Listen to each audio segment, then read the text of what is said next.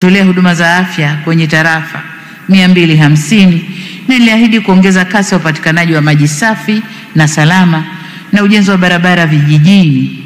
Niliahidi pia kurejesha baadhi ya vyanzo vya mapato vya halmashauri vilivyokuwa vimechukuliwa serikali kuu.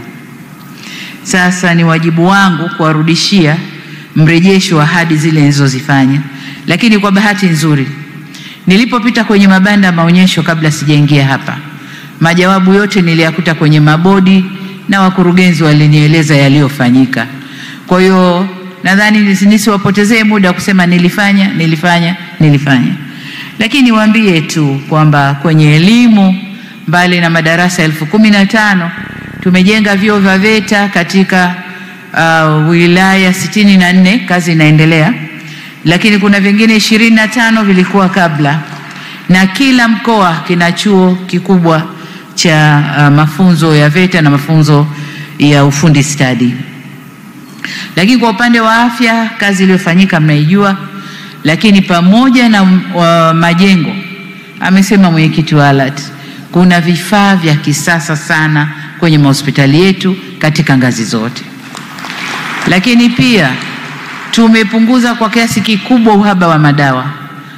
Sasa supply ya madawa inakwenda vizuri, na kwamba referral zile za maradhi namna Benjamin Mkapa zinaishia hospitali za mikoa, kwa sababu vifaa vyote, utaalamu wote, watumishi, kila kitu kiko kule. Lakini juu ya hivyo, magari ya kuhamisha wagonjwa kutoka hospitali moja kwenda hospitali nyingine. Sikujua kuna screen inaonyesha yaliyotekelezwa. Sasa yule mwenye nani, kuwa makini basi nikisema uweze kuweka hizo yaliyotekelezwa.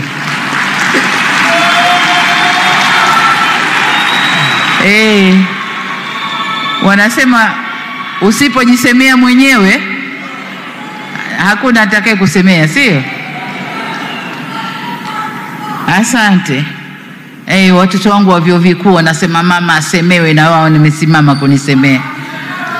Kabisa. Tukiacha sekta ya afya, sekta ya maji, wakati ule kwenye maji tulikuwa 70% vijijini, lakini 84% mijini. Na kwa sasa mpaka juzi napofungua mradi wa Same Mwanga, vijijini tumetimiza 83%, na lengo tulilopewa ni 85%. Na kwenye miji tumefika 90%, tumebakisha 5. Kuna miradi zaidi ya 1000 maeneo mbalimbali.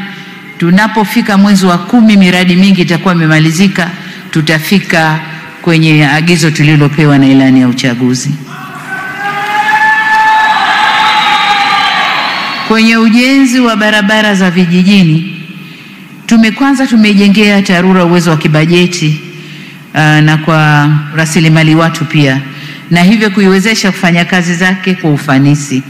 Tumejenga barabara mpya za lami, lakini tumefungua wilaya nyingi kwa barabara zinazopitika misimu yote. Natambua bado kazi ipo ya ujenzi wa barabara. Kila unapokwenda unadaiwa lami. Na ndio raha ya maendeleo. Ukionja maendeleo, unataka maendeleo yaendelee kusambaa. Lakini nataka niwape jambo la faraja, kama alivyosema mmoja wetu hapa. Nililikuta kwenye maonyesho. CRDB tumefungua nao Samia Bond kwa ajili ya fedha za miundombinu, hasa barabara. Bondi ile tulipoifungua tulikusudia kukusanya bilioni 150. Kwa bahati nzuri tumekusanya bilioni 300, na hii ni kuhakikisha kwamba sasa TARURA hawendi kukwama kwenye utekelezaji wa ujenzi wa barabara kule vijijini. Barabara zitakwenda kujengwa kwa kiasi kikubwa. Kwa upande wa kurejesha baadhi ya vyanzo vya mapato kwa halmashauri, tayari tumerejesha makusanyo ya mabango, yamerudi kwenu halmashauri. Lakini pia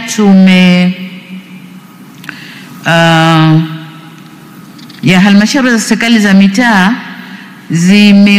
zimekurudishiwa ukusanyaji wa kodi ya majengo, nyumba zile mtakusanya wenyewe, lakini pia na mabango. Lakini hapa nataka kutoa indhari moja. Kodi hizi zilikuwa zinakusanywa na serikali za mitaa, zikachukuliwa na serikali kuu.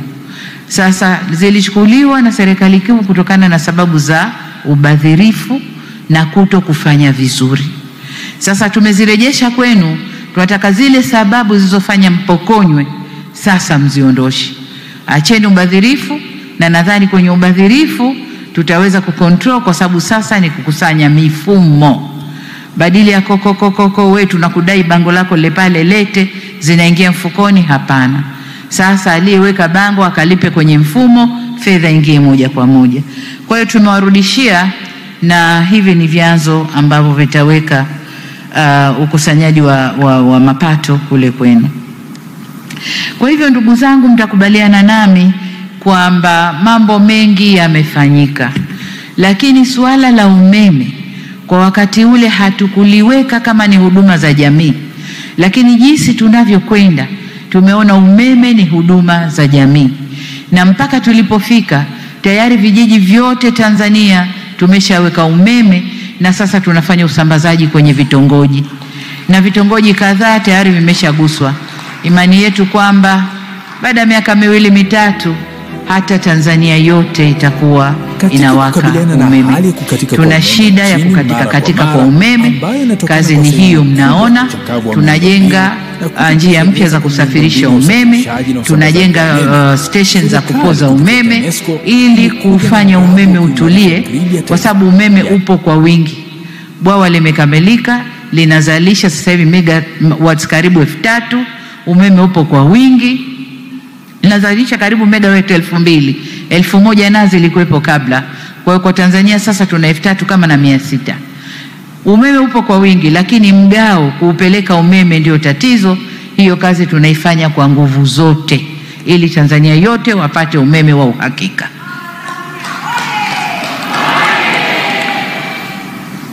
Ndugu zangu, niliyoahidi nimeyatimiza. Nitumie fursa hii kuzishukuru mamlaka za serikali za mitaa kwa ushirikiano mkubwa mlioutoa kwa serikali kuu katika kusimamia kazi hizi ambazo zimefanyika. Kama nilivyosema, nyinyi ndio moyo wa serikali kuu. Fedha inayokuja kule, wasimamizi ni nyie, na nyinyi ndio mnasimamia maendeleo kule. Mheshimiwa Mwenyekiti na wajumbe, pamoja na ahadi nilizozitoa nilipozungumza nanyi mwaka ule 21, niliainisha pia changamoto za kufanyiwa kazi. Miongoni mwa changamoto hizo, kwanza ilikuwa ni usimamizi madhubuti wa mapato kwa kutumia mifumo ya TEHAMA. Lakini la pili ilikuwa kuwachukulia hatua maafisa wabadhirifu, na ndio ile nilisema mikeka na kuchuja. Wabadhirifu, wazembe, wanani wote tumechuja, tuko 85%. Lakini pia tulisema mipango ya halmashauri izingatie vipaumbele vilivyoko katika dira ya taifa, na nadhani kwa sababu tunakwenda kumaliza dira, halmashauri zimefanya hivyo. Lakini mmetoa maoni vizuri kwenye dira yetu mpya inayotoka 2025 hadi kule 50. Mmetoa maoni vizuri kwa mipango yenu, iende ikaangalie maoni mlioyatoa kwenye dira mpya ambayo karibu tutaizindua. Lakini jengine tulisema halmashauri kutenga siku maalum kusikiliza kero za wananchi.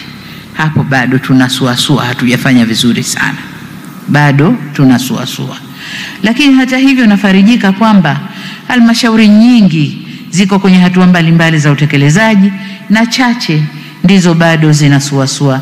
Lakini naamini wote tunatambua umuhimu na uhalali wa maelezo yale, na mtaongeza kasi katika utekelezaji.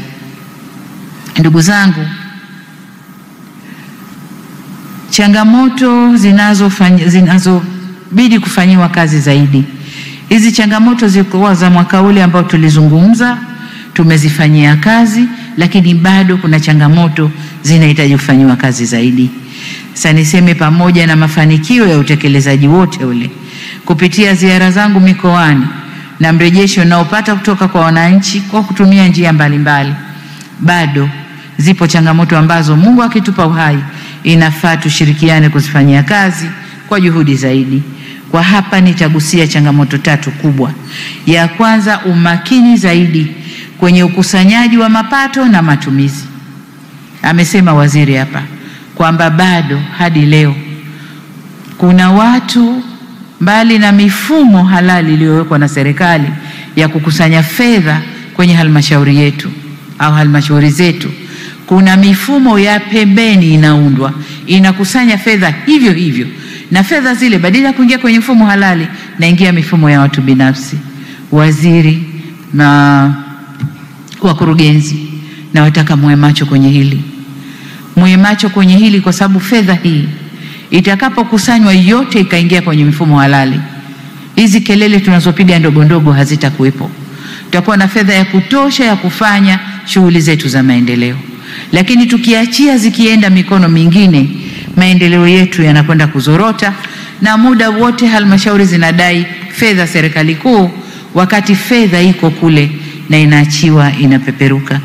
Mheshimiwa Waziri, kama mmewabaini hawa watu, tafadhali sana, le jicho lako la huruma hapa hapana. Lakini wengine kama alivyosema wamethubutu kuja na risiti, lugha siku hizi risiti feki, lakini ni risiti za udanganyifu, sio risiti halisi. Huko wanakusanya mapato lakini kwa risiti zisizo halisi. Au kama mwagundua, waziri, hapa sina mswalie mtume, ukishindwa kuwachukulia hatua hawa, takuja kukuita nikuuliza umefanya nini. Ukufanya kitu, mimi nafanya kwa wao na wewe, wao ambao umewasamehe na wewe uliyesamehe. Ndugu zangu, niwapongeze halmashauri, kwa kweli mnapaswa kupongezwa kwa kuongeza ukusanyaji wa mapato.